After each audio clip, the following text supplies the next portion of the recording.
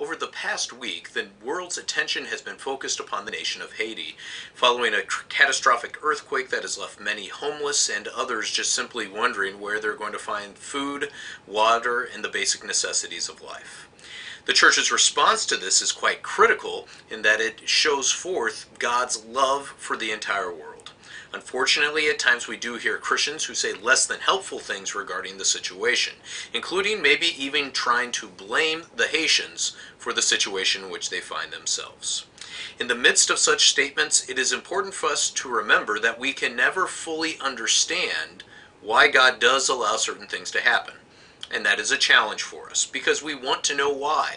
Not just in these kind of situations, but in our own lives as well. Why did God let my loved one die from cancer? Why is God allowing my loved one to suffer from some other disease?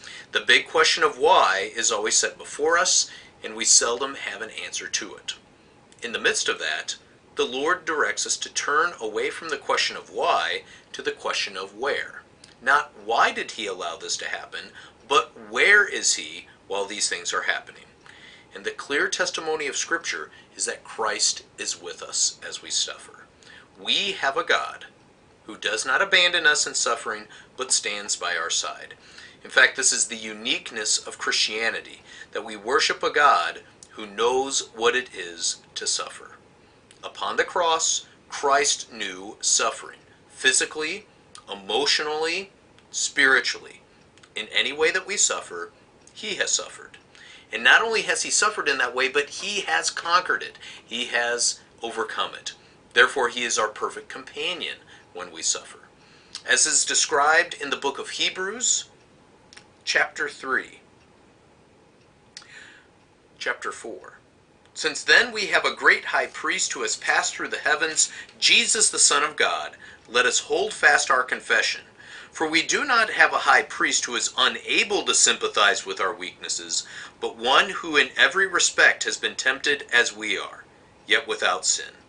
Let us then with confidence draw near to the throne of grace, that we may receive mercy and find grace to help in time of need. In need, we have a perfect companion, Christ, who has conquered every form of suffering on our behalf. In Him we put our trust, even as we work in His name to help those who are in need, so that they know that Christ is by their side, even as they suffer. And so we reach out to those in Haiti, seeking to help them through various means. I invite you to check out www.lcms.org and then go to LCMS World Relief and Human Care to learn more about how you can help those in need in Haiti.